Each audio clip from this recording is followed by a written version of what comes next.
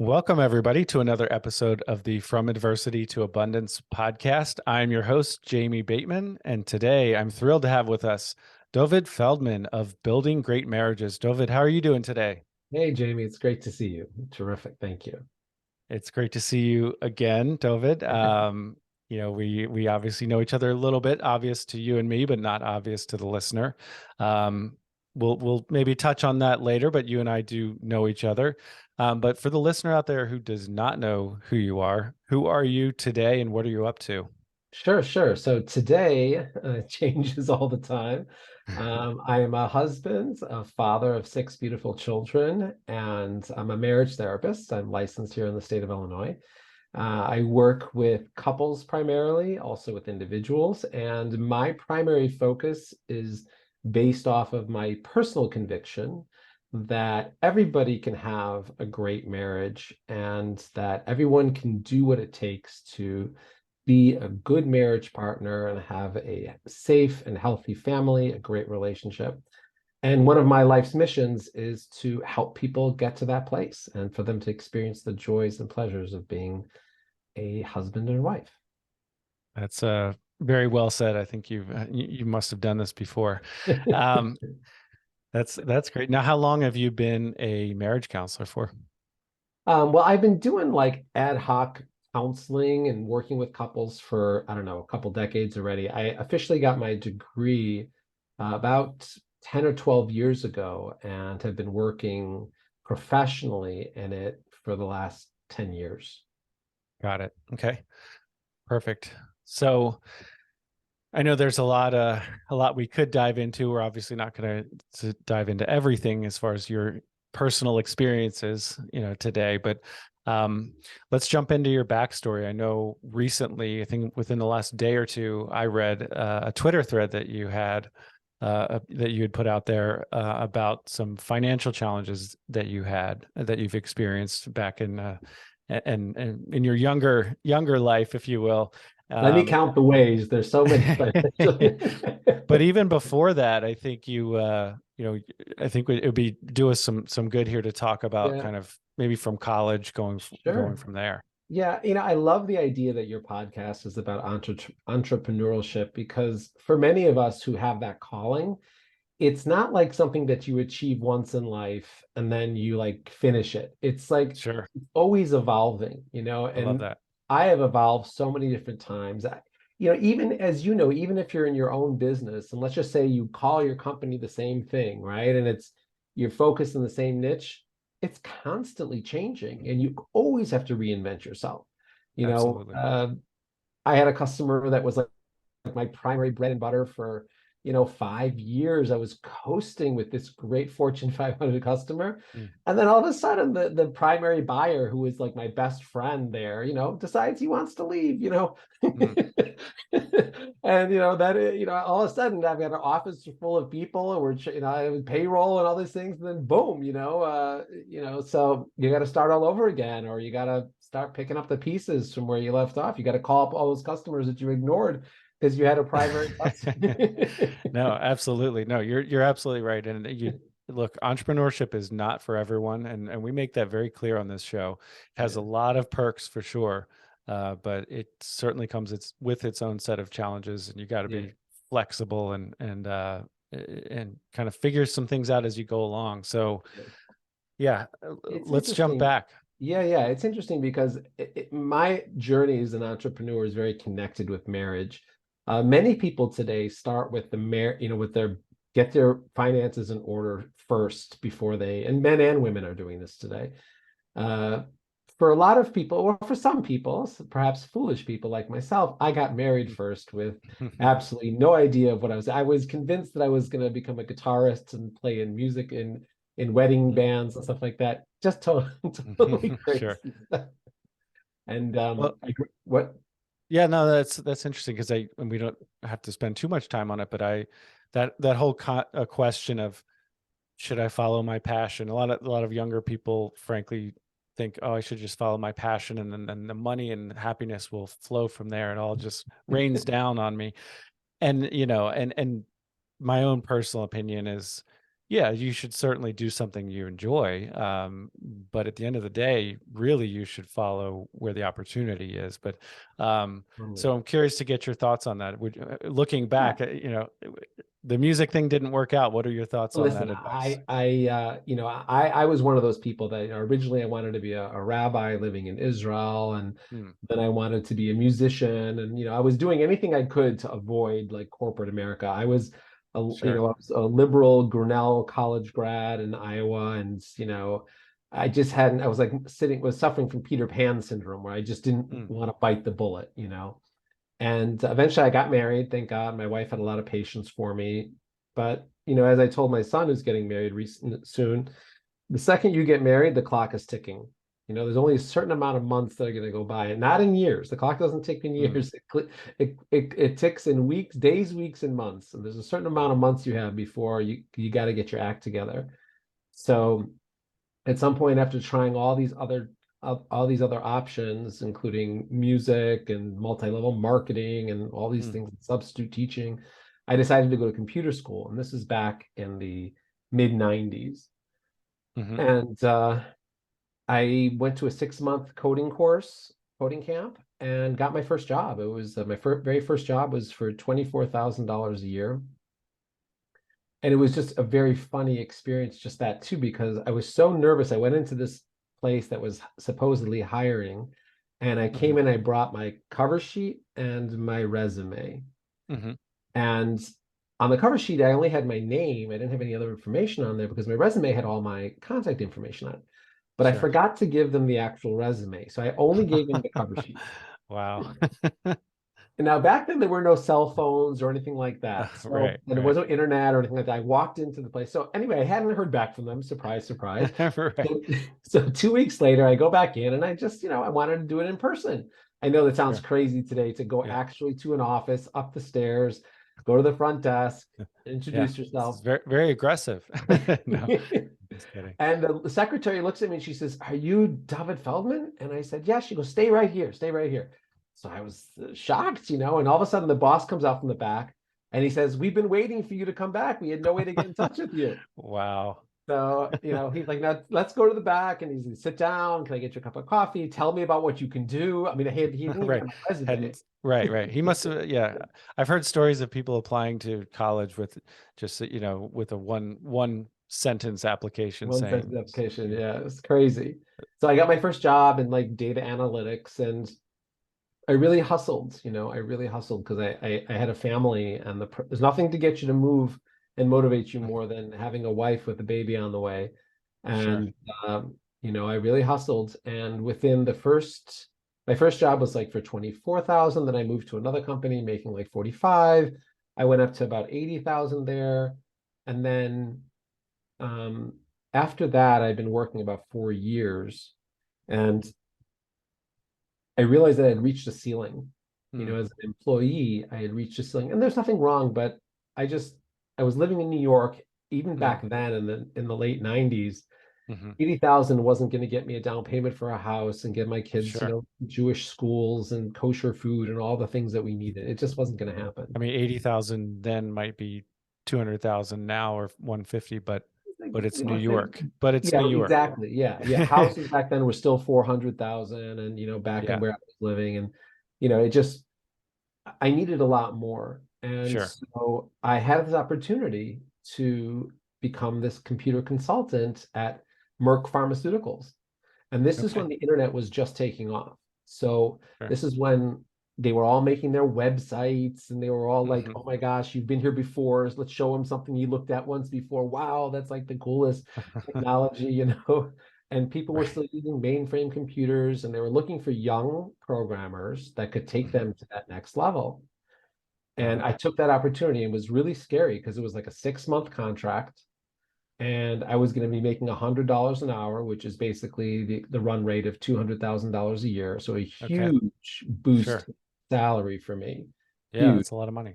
Yeah, it was. I mean, I was totally unprepared for these checks that kept coming into my mailbox. I was like Pavlov's dog. Every time the postman came, I would go running to the mailbox, open up a $5,000, $8,000 check, whatever it was, Wow. crazy amounts of money. I Sure. know. if I would have just invested all that in Microsoft. Right, right. Um, and yeah, so and then I started once you get the taste of that life, though, it's hard to go back, you Hmm. know. Sure. And I started doing business as an entrepreneur, and it was scary because I had to go from now back then it really wasn't as scary because computer programmers were like In demand. in demand.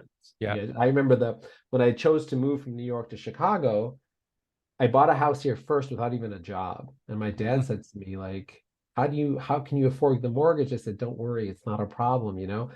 And I went into my next job here in Chicago. One of my next jobs here in Chicago was at Granger. It's an industrial supply company. Uh-huh. And I remember walking in there, and again, I'm in the building, and the manager comes out and he moves me to the office and he says, do you know how to do this thing in computers? And I said, yes. He goes, do you know how to make these object-oriented code personified with this platform? I'm like, yeah, I've done that before. He's like, do you know how to do this? He asked me like four things, all of which I had actually done, you know? Nice. He's like, okay, sit here, don't move. And he goes to the back, brings a contract, and he's just like, okay, how much do you want per hour? Wow. And it was like That's that, those awesome. were the days, you Yeah. know. So, and now at this point, because the term entrepreneur gets thrown around a lot, especially nowadays, and but at this point, it's kind of you're an independent contractor, and you're just, uh, you correct me if I'm wrong. Doesn't sound like you set up shop as an entrepreneur necessarily, but it's a job, but you're a contractor, and you're going where the money is. Yeah, Is it's a that little, what's your mindset? What's your approach to your career at that point? well, it's a bridge. You know, this is a Sure, definite bridge because sure, gone are the W-2s, is hmm, uh, the stability, the sure, long-term prospects, moving up to management, you know, all these right, kinds of things, these are all gone. You know, sure, if as long as they need you, you're on a big payroll, hmm, but the second they don't need you, which is actually what happened to me, what actually happened to me is that we went through the dot-com era and all of a sudden, there were people from overseas that were flooding the market. And so when I came to renew my contracts, and after a couple of years there, the rates had gone way down. They hmm, didn't need me for the same things anymore, And there was sure, another interesting aspect that I think your audience would find interesting. hmm, There was like there was a sense back then for me that, obviously we all understand the idea of trading time for money. sure, And I was making as I explained to you, I was making all this money, yeah, right? But it was actually turned into, for me at that age in my life, it turned into like this prison hmm, because my wife would say to me, well, let's take the kids on a week-long vacation to Disneyland, hmm, right? right, So all of a sudden the calculator starts going in my head, right? yeah, So it opportunity wasn't cost, it wasn't even the price of Disneyland that I could right, afford, the plane right, right, tickets, the hotel, all that was just I could take care of that. It was how which, much money I would be losing right, by not showing up at the office. sure. I So couldn't give it, go. so give us, no, that makes total sense. And as much as you're comfortable sharing, approximately in that 2 year period, if you had to say per year how much you were making approximately, Yeah, in and that 2 year period, it went anywhere from about 250 all the way to 375, depending on, and oh this is yeah, back in that's 2003. That's a lot of that's money. a lot of money. That's a very high income. Yes. Well, And it wasn't that complicated because I was getting myself 100, I was getting myself about 130, 140, which is about 280. And then because I was an independent contractor, I brought in people for I see. projects underneath me. So I was taking 40 or $50 an hour on their salary, and they were fine with it because they're Nice. still making 100 and I'm making Mhm. the other 30 or 40. I had Sure. two or three guys underneath me. Next thing you know, every hour that goes by, I'm Yeah. making it $300 an hour. No, and it's easy for the listener to say, well, of course he could go on vacation, because he was making all that money. It's like, well, we had someone on the show, Kevin Dahlstrom, fantastic episode. He was making through a salary, I want to say 1.3 million per year, Uh-huh. and quit his job. I think it's easy to, from the outside, to look and say, well, that's easy. Of course it's easy to walk away because you had all this money. Right. Well, think about if you're getting paid $500,000, in a month from now. You think that's easy to walk away from? It's not easy at It's all. never easy. It's never So if you easy. go to Disney for a week, it's a lot of opportunity cost there. Yeah. There's a lot of So, opportunity. but golden handcuffs, essentially, you're tied, you're trading your time for money. You're tied to that job. I mean, even if it's not a W-2, you're still tied to that. So, and you don't have the stability that, like you said before, there's no corporate ladder to climb, Right. no real benefits per se, I would assume. So, so is this when you start thinking about making a change for career wise? Yeah, yeah, actually it was, it actually was. And what I chose to do is I started as a real entrepreneur, let's say a full entrepreneur, I should just say. Sure. I opened up my own small mobile deployment and development company. This was Okay. back with the Palm Pilots and the Blackberries and the Windows Hmm. phones, and back in the Sure. day, before the iPhone even came into existence. And I took all my internet skills and I created this beautiful website where people can order phones online. I understand that today it's like whoever even goes into the store, right? But back then, the idea of ordering a $700 phone off the internet, Yeah. was a That's big deal, you sure. know? And I had to, Absolutely. like, for the developers out there were no Shopify's or any of that stuff. I had to code my own shopping cart and like the whole session variables and database backends and reporting. It was like a whole thing. Hmm. Yep. But I was able to take all my skills and leverage that. And I did very well in that business. But unbelievable. It took a couple of years. So I never matched the same amount of money, Hmm. to be honest. I never walked Hmm. away with like 350 per year, Hmm. but I had my freedom because I didn't need to be at the off. I could still sell phones Yeah. even when I wasn't in the office, I love which was that. like, yeah, yeah, Yeah, that's awesome. yeah. That's a key point for sure. Yep. Yeah. And I built up that business. And this gets to the story that we were talking about a little bit earlier that I wrote about on Twitter. And I was Yeah. wheeling and dealing, and I had big Fortune 500 companies, including Microsoft and Nokia, and they were buying stuff from me. Microsoft was buying Microsoft phones from me, you know? Wow, that's wild. Right, right. It was great. It was just Yeah. fantastic. 80 phones here, and these are expensive phones, Mm. $800 phones, each one. Boom. I understand. Again, today you go to the store, but back then the Right. average phone was 199 flip phone or a BlackBerry 349 for a BlackBerry. Hmm. But I was selling these computer phones, these HTC Windows phones that were $800 a piece. Hmm. And Microsoft would order 50, 60, 100 of them. Wow. Times were good. But unfortunately, what happened to me, my office was expanding and more. It got health insurance for everybody, and it was like really Nice. rocking and rolling. Yeah, I know, it was really great. And unfortunately, I must have blinked too many times, and I didn't notice that one of my suppliers was catfishing me. Mm. Basically, he was supplying me phones um, at a That really didn't great price. Yeah, that were very difficult to get in the market. mm. And I had done about 6 months worth of business with him and always paid him. And within, a week, got a tracking number within 2 or 3 days. The phones came exactly as advertised. And I was making good money on this product because I was the only one that had it, you know, Hmm. and um, and then like he emails me like frantically one day after 6 months that he got this great new big order that's coming in. And if I want, I can take all whatever it was, 300 phones. And Hmm. I was like, okay, let's do it, you Sure. know? And there were no 300 phones. There was no Mm. big new order that came in. Mm. I wired him the money and he was gone. And that was how much money? There were two transactions that I did that totaled approximately $500,000. Wow. I That know. is Even just saying that, like, it's yeah, like, yeah, yeah. No, and I'll be honest, I mean, you're a therapist, so you not I'm not a therapist, but we do deal with this on the show where we do relive some painful moments. And Oh my the point gosh. is not to pour salt in the wound. The point is not to, cause Ah, any emotional distress, but that man, I can't imagine what oh my was going through gosh. your mind at that point. Oh my gosh. I mean, it was like the exact same process as the grieving process. The first Hmm. thing was like denial.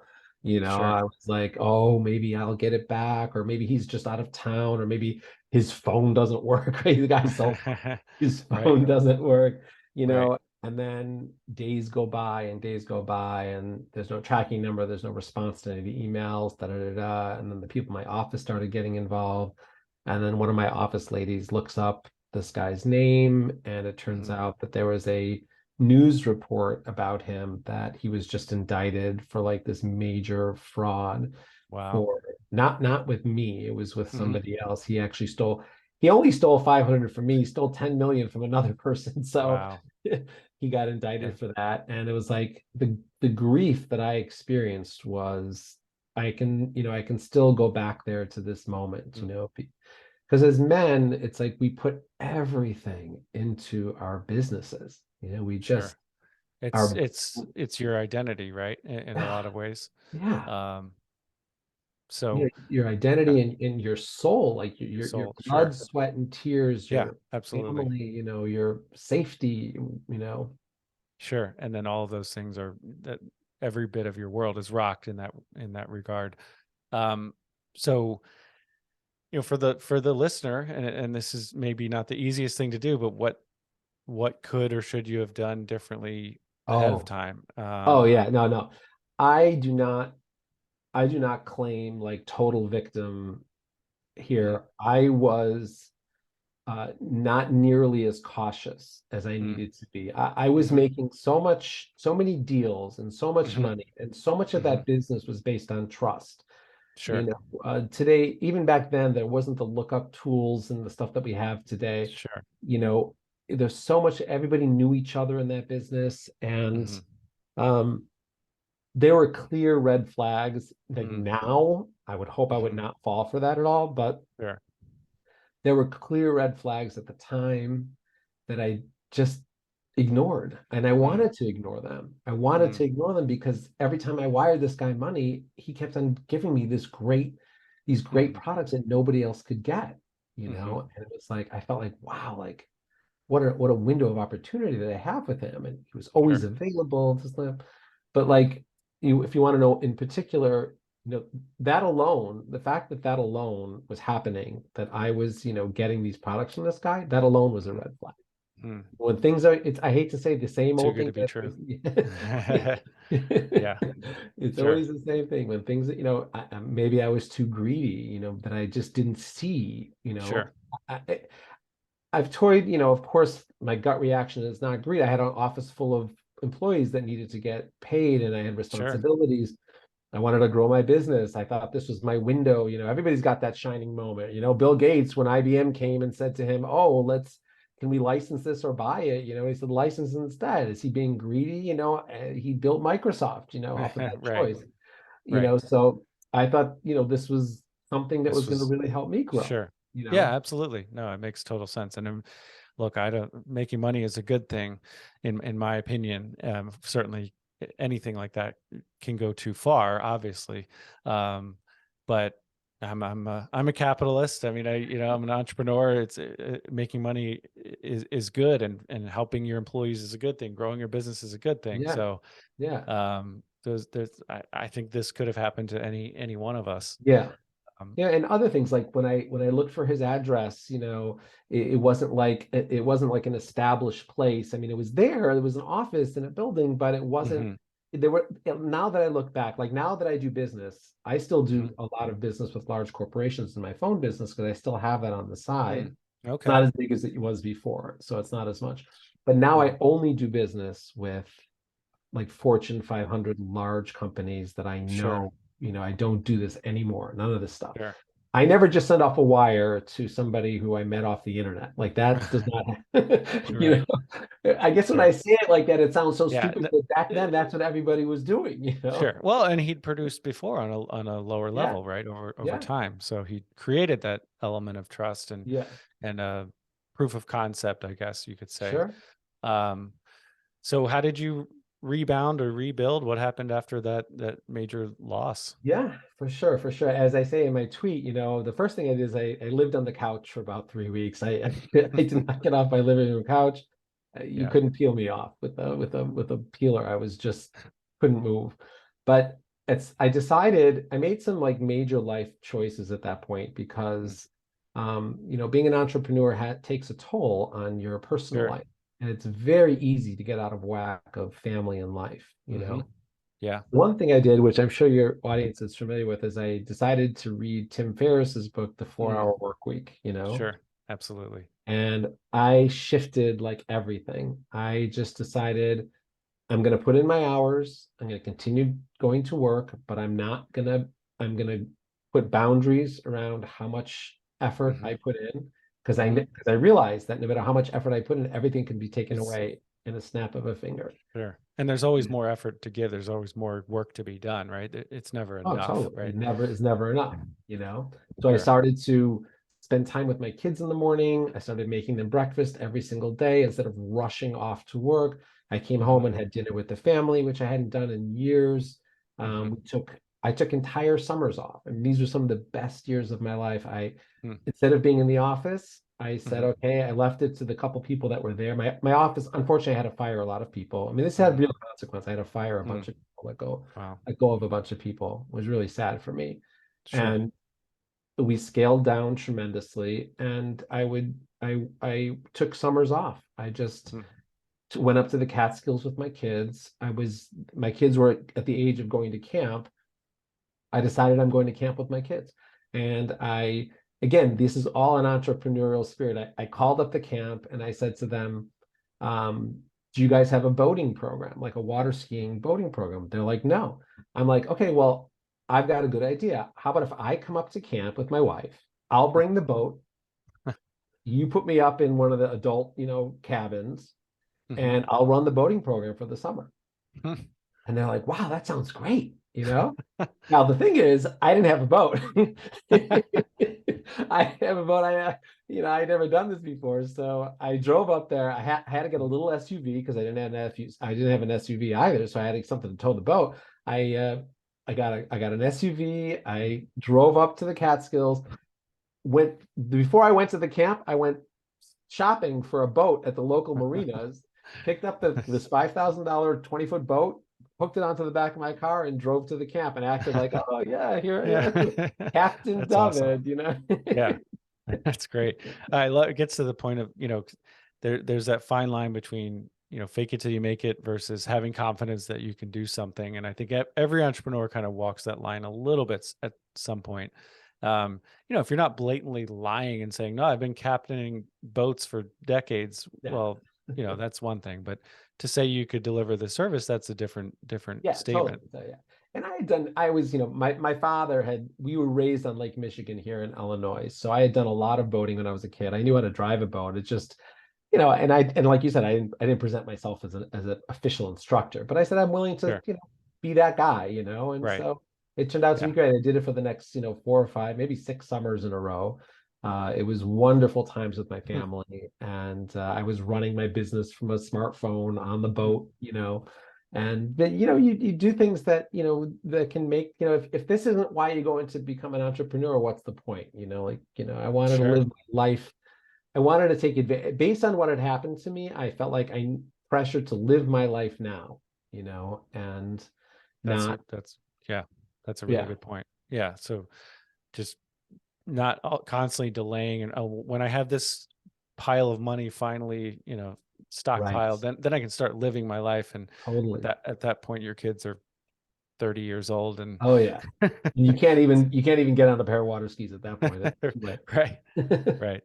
I love that. And for those who aren't familiar with Tim Ferriss's book, it's all about automating and delegating and using the resources, not trading your time for money, right? Being smart Exactly. about things, Yes. um, and creating boundaries like you did. And so that's fantastic. So okay, so just for context, at this point when you're doing the water ski instruction, what age are we talking about for you, and how many kids did you have? What did your life look Yeah, like? I had 5 kids, and it was, let's say the years were about I think this was 2010, Okay, 2008, 2009, 2010. got it. Okay. And when I finished with all that stuff, I came back and I decided that I wanted to do something different with my life again. So again, Hmm. entrepreneurial is something Yeah. that is just, Yeah. Ever it's in your evolving. blood. Yeah. Sure.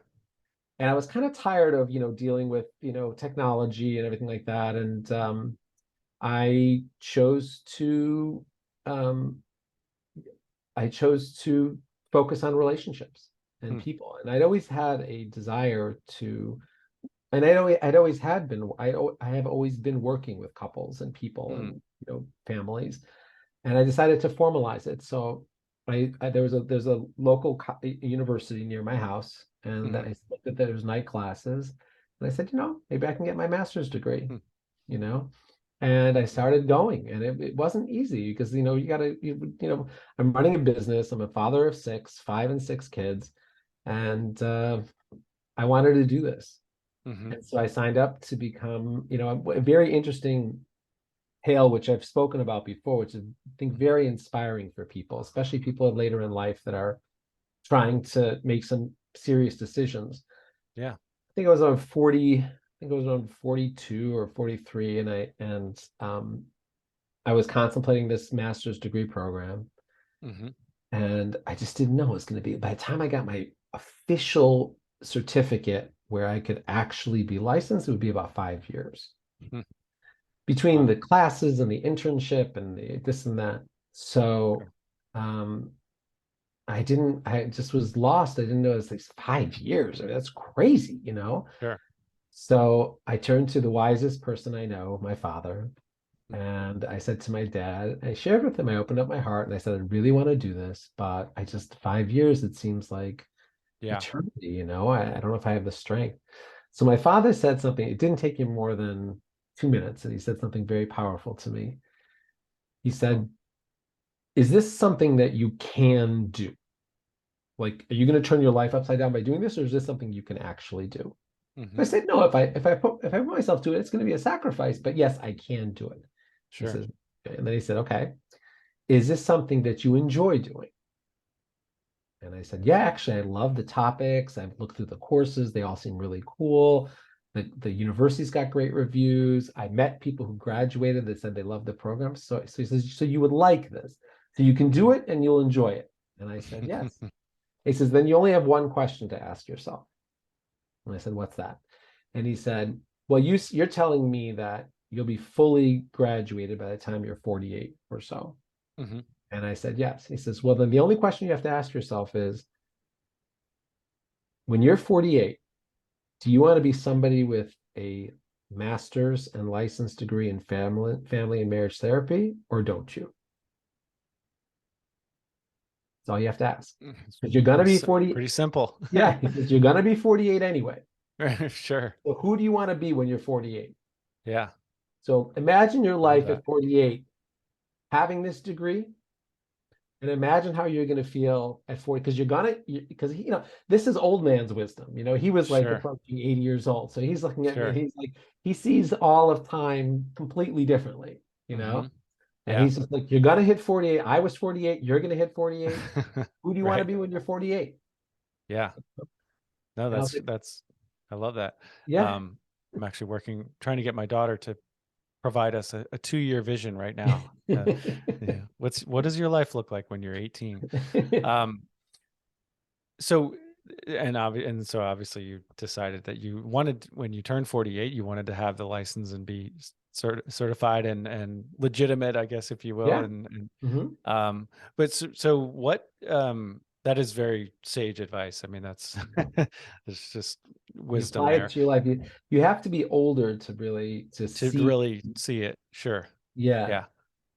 Well, and I think a lot of times, simple isn't necessarily easy. I'm sure it wasn't easy to get Right. that degree with all the other competing priorities in your Yeah. life. Of course. But sounds like it was a relatively simple decision Yeah.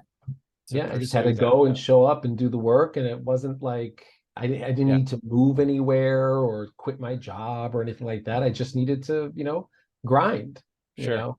Yeah. So, but what had, I mean, what had caused you to, you said you were working with people before kind of informally or I less was just professional. tired of, honestly, I was just tired of, doing computer work. I Sure. had been doing computer work since I was 25 years old. And I was Yeah. just like, I want human relationships in Yeah. my life now, you No, know? that makes sense. So, I mean, honestly, when you say that, it's really so. Prior to this podcast, I was a co-host on the Good Deeds Note Investing podcast, and it was great. It was about investing in mortgage notes, which is my primary business Yeah, now, still. But I got a little tired of the mechanics of how to buy a note or doing due diligence on an asset or doing a particular deed in lieu of foreclosure or something. It's all important stuff, but the mechanics of it just weren't that. It didn't compare to the excitement that it was produced from the human stories that really were behind some of these successful people we talked to, whether real estate investors or other entrepreneurs. So that was the impetus for me for starting this show. So I can yeah, completely relate on some level as far as just it's the human side of things that sure. really is appealing. So but now you mentioned briefly your entrepreneurial journey um takes it sounds like it maybe took a toll on your family life or personal life. Was any of that a factor in you becoming a marriage counselor? I mean, it was all related, I kind of got into a little bit of hot water myself in my own marriage, Mm, in part because of what was going on in my business. Not My wife was very supportive during the loss, but just in terms of where my priorities were, you sure. know. Understood. Yep. And so, when we went to see a therapist, um, I wasn't happy. Let's put Hmm. it that way. And I looked at this lady after spending a year in therapy, Hmm. marriage Oh, therapy. wow. And I said to myself, and I may have even said this out loud. I was so, I'm like, I can do this way better than you. Yeah, I think a lot of businesses are created that way, and a lot of entrepreneurs do their own thing because and in a lot of cases it's true, right? I mean, we're not trying to put her down personally, of course. No, it's not that. Um, It's just like, you and I have, we talked about this earlier. We've worked together. I have yep. one of the things that I decided, again, in an entrepreneurial way, was that I was Yeah. going to approach marriage therapy very differently. Yeah, well, let's talk about that, and Yeah. because I do have, we'll get to my rapid fire questions, Okay. but let's talk about. So, for the listener, just to not full disclosure, but some disclosure, my wife and I worked with David over a period of time last year, in 2022, and it was very good, the Must have results been, were otherwise you wouldn't have invited me back. exactly. Um, so nothing but positive reviews and glowing remarks from me on as far as your work goes, David. But yeah, it did surprise me in a lot of ways, and you are unique in a lot of ways, and which I think is a good thing. So talk to the listener out there.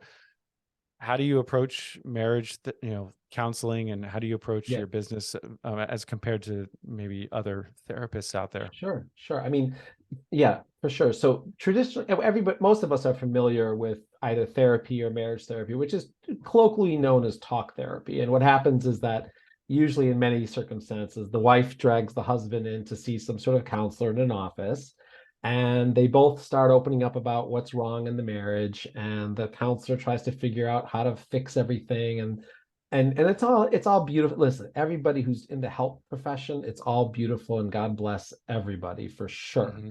I Hmm. bless the therapists for Sure. taking their time and putting their effort in, and bless the people who are there to try to make their marriages better. Yeah. I just don't think that paradigm, that methodology works very well. It Mm. didn't work well for me, because what ended Hmm. up happening is what I say to my clients when they question me about my method. I Hmm. always say I meet with each person in the relationship separately. It's a Hmm. it's a Yeah. big part of my thing. And Yeah. they say, why do you do that? And I say, there's no point in putting a hungry lion and an angry tiger in the same room and just to see what's going to happen, right? There's just no point. Sure. And that's oftentimes what husbands and wives look like when they come into a therapist's office. Hmm. That's just one of the problems. The other problem is that people don't feel comfortable. I mean, there's all these Hmm. YouTube, spoofy, funny videos about the guy who thinks, "Are you sure I should say how I really feel?" And then he Yeah. opens I'm thinking of Will Ferrell in Old School right now, but um, yeah. we'll save that. Yeah. I mean, um, it's just crazy stuff. It's crazy stories, and it's not safe. It's not an emotionally safe place. mhm, So what I do that's a little different is I meet with the husband, I meet with the wife. We have parallel therapy going on at the same time, mhm, but we're not fighting with each other at the same time. mm, mhm. That's one thing I do, which I think it makes it really safe. I kind of move into people's relationships, which is really nice. I kind of we all connect on WhatsApp. We're all like a family group, and if something happens, I'm informed. The other Yeah. thing that I think is really nice is that a I have a I have a curriculum. So I Mhm, actually work with my clients on mhm. actual concepts that are the foundations of marriage. Sure. And just to basically positivity and gratitude, communication, listening, boundaries, and intimacy, basically sex.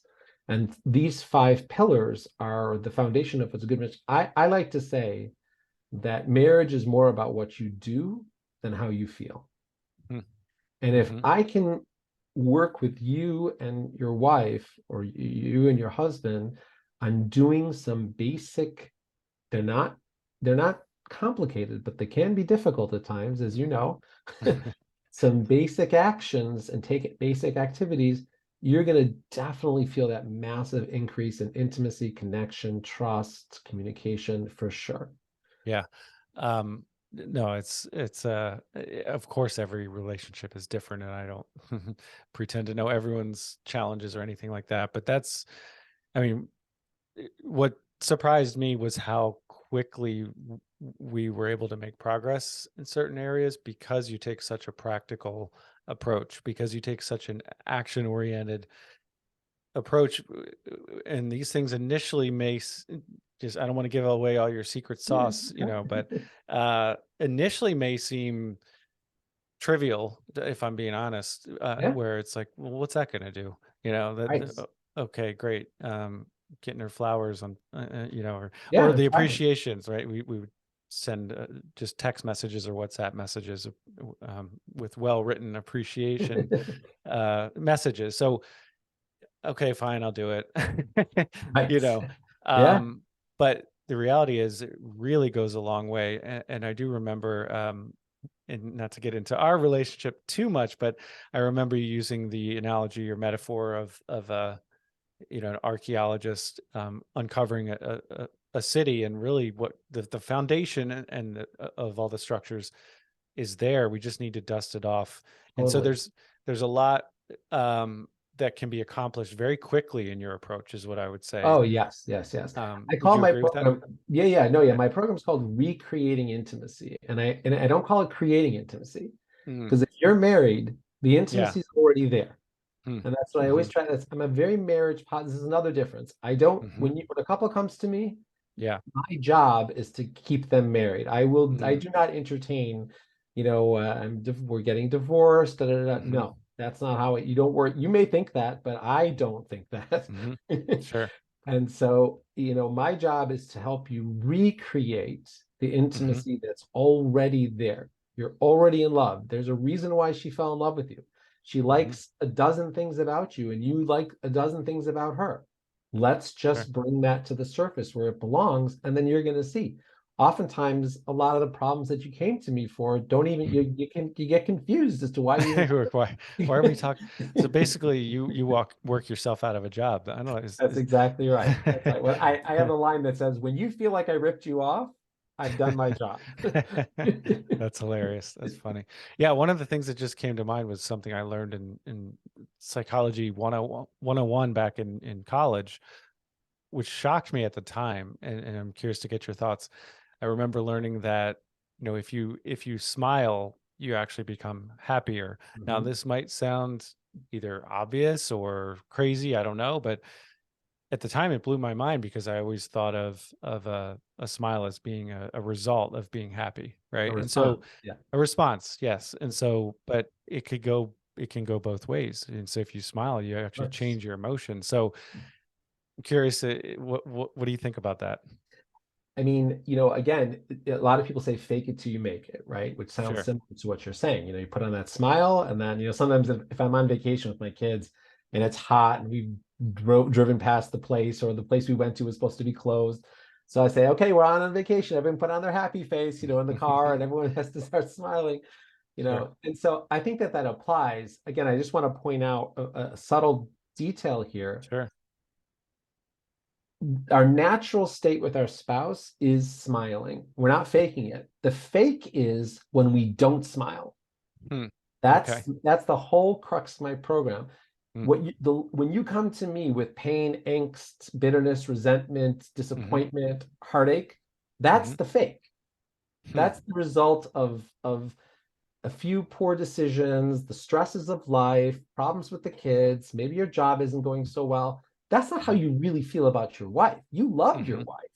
You think you Sure. married her. You thought she was the knees bees, right? So Sure. my point is to get you back into that frame of mind, that which is the real frame of mind. Sure. I love that. That's awesome. And I love that you do have the structure because I definitely know of therapists out there who, 6, 8 months in, Oh yeah. we're just wandering. What are we doing here? I mean, I have a mortgage note mentorship program, and quite honestly, it needs a bit more structure because, it generally works well for people. And I do like that there's flexibility to both your program and mine because everyone's in a different spot and everyone has a Yeah. different need. But at the end of the day, there's some foundational pieces and that structure, that template that kind of works for everyone. And so, Totally. Yeah. yeah, you did, you do have that structure to kind of fall back on, Oh yeah. which I, Yeah, if everyone is more positive, towards their spouse, if they're more positive and more grateful, if everyone learns how to control the way they speak so they're not blaming their spouse, if you know how to listen so that your spouse actually feels like she's being heard, if you mhm, understand how to set boundaries in your relationship without, kicking the teeth in of your spouse, without hurting their feelings, you know how to respectfully set boundaries and receive boundaries. And if you have a framework around your sex life, your marriage is going to improve. I don't care who you are. Your marriage is definitely going to improve, mhm. you know? So I'm curious before I get to my rapid fire questions. Because I didn't, we hadn't done marriage counseling before, so I'm not an expert in how different therapists approach this. Why is your approach controversial as far as the separate, um, having most of the discussions separate? Why is that controversial? Well, because it's controversial in the sense that oftentimes what marriage therapists have considered their primary goal was to teach the couples how to solve problems. And the idea is that through them coming together in the therapy room Hmm. with the aid of the therapist, they could then address their problems and learn Hmm. how to work it out with the guidance of the therapist there Hmm. to help them take that skill and then bring it into their real lives as soon as Hmm. they're finished with therapy. And so I respect that. Hmm. I definitely respect that. And that is why in my program we do have some joint sessions, Sure. Yeah. and joint sessions are our opportunities through, I don't allow any fighting in joint sessions. There's no finger pointing, blaming. People Hmm. come to the joint session with the skills that they've already learned. Hmm. And then I'm there facilitating what I call real communication. Hmm. It may be the first time that your wife has ever been able to tell you that something that you said to her 3 years ago really hurt her, you know, Hmm. and she may have said that to you before, but you're Hmm. going to be defensive. Well, I only said that to you because you said this to me, right? I mean, Sure. that's normal, right? But Yeah, but through the absolutely. skills that we learn in the program, with me being there, she can feel like you hear her and she can get some relief, and then you Sure. guys can take that win-win experience and bring it into your Makes a lot everyday. of sense. Yeah. So did you start out working only in person and then expand Yes. your business? Yeah. Yeah, yeah. It's Gotcha. just, it's not relevant. Working in person today is not. It's not, Most therapists, work over the internet now. sure. Was it it was before COVID, right? That you did the Yes, virtual. yes. Yep. Yeah, I started because I started out on Twitter. I was originally doing in person here in Chicago and Skokie, Sure. Illinois. And then I started getting on Twitter and realizing, wow, there's a whole world out there outside of my little community Yeah. here. And Sure. I really enjoy being on Twitter. That's where most of the action is. If anybody's interested in learning about Yeah. more of my philosophy, just my first name, last name at Dovid Feldman on Twitter is where all the fun is, all the action, all the great conversations. And from there, you can get to all my other, social medias. But it's a great world out there. And a lot of people are Yeah. on there looking for more. Yeah. No, I mean, it is a, I'm surprised still, to be honest with you, there's how it's a crazy world. I mean, it's how this works. I mean, the fact that, I never would have guessed that my wife and I would have had this Jewish therapist, that I found on Twitter, because I was just following you on Twitter. I wasn't even looking for a therapist. I mean, Yeah. and that's how I discovered you over time. I realized I really like this guy. I like following what he's, I Yeah. liked what you were saying. I liked your principles, and so it's crazy thinking back. It's Unbelievable. crazy how this happens. Yeah. But no, Yeah, it's you've got amazing. a Yeah. good. Go ahead. I thank God I have a decent sized following now, and I like it because it feels like a family. I don't Yeah, have hundreds of thousands of followers that I don't know. It's like I may yeah. get a comment from somebody that has been following me for 4 or 5 years already, and it's like I Hmm. know the person, and he may have even been a client of mine at some point in the past. Sure. So it's like a family. We've got our own little family going on over there, and people chime Yeah. in, they give their opinions, and I have Well, and clients you're not, all over the and world. and you don't shy away from expressing your opinions, which I love. It's you've got. I mean, you're not wishy-washy about certain things, so you're very Right. principled, which I like as well. So, um, yeah. Anything else that you want to add about your current business before we Well, I go to did come wrap? out with a great book. One of the things that I do is, the tweets give me an opportunity to share a powerful concept, but there's usually a lot more behind the tweet that can be developed, and that's people when they have me in therapy. A lot of times they'll bring up something that they saw me say online or something like that. So I wrote a book called 52 Tweets to a Great Marriage, and what I did is I took 52 of my most popular tweets and I wrote like essays about each one, like a blog style essay, but it's like a very well in depth explanation of the concept. So maybe it's about the role of feminine and masculine in a relationship, or Mm, the role of the husband as provider, or maybe it's about the role of a woman and how she can guide her family, or the relationship between men and women in sex. mm, And I'll say something in 100, 280 characters on Twitter, 240 characters on Twitter, but then mhm, in the book, I'll really expand upon that idea. And I do include concepts that come from Jewish mysticism, as well as other therapeutic sources and mhm.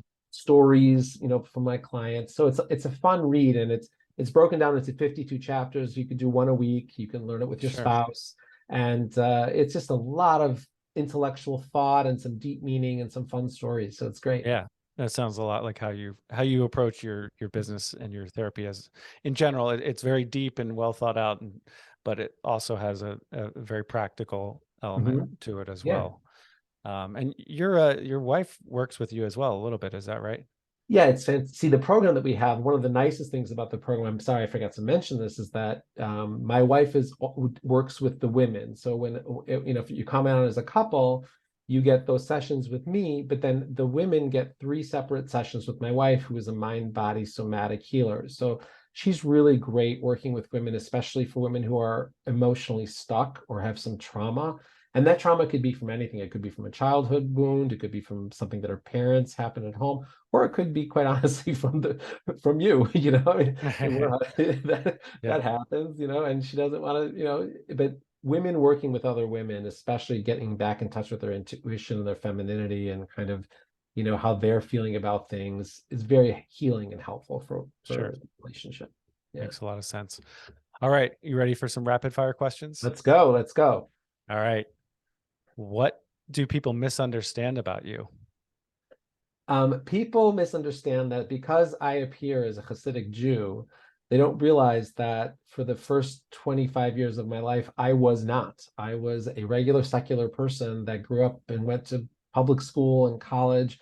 And so even though I look like, maybe I speak Yiddish and all these different things and can't read or write English, actually I'm just like everybody else. And I had girlfriends when I was young, and I understand marriage and relationships. And so that is definitely something they misunderstand.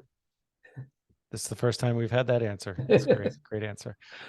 What's one of your biggest failures or regrets in life? Oh, I wish that I had been more compassionate with my children, to be Okay. honest. Okay. Yeah, I for some of my kids, I did some tough love, and that worked out well for some of them. And I wish I would have been more compassionate to the other ones. Got it. Understood. If you could go back and give your 18-year-old self some advice, what would that be? Be more disciplined. Okay. Discipline is your friend. Yeah. So what's, I mean, and this is, I know it's supposed to be rapid fire, but what's an example of that? Get on the grind a little bit more. Mhm. I'm a cerebral kind of floaty type person in my Mm, head, and it's hard for me to take ideas that are up there and bring them mhm. down to reality. So Got yeah, it. yeah, okay. Okay. If you could have coffee with any historical figure, who would it be?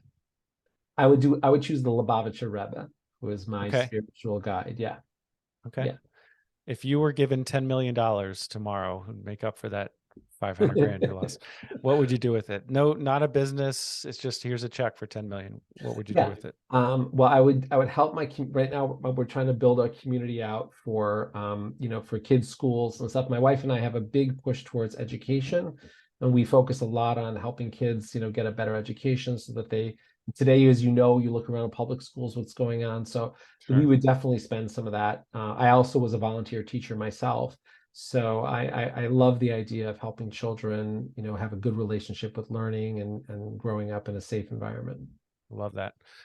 Back to your business. What is one challenge that you're facing in your business right now?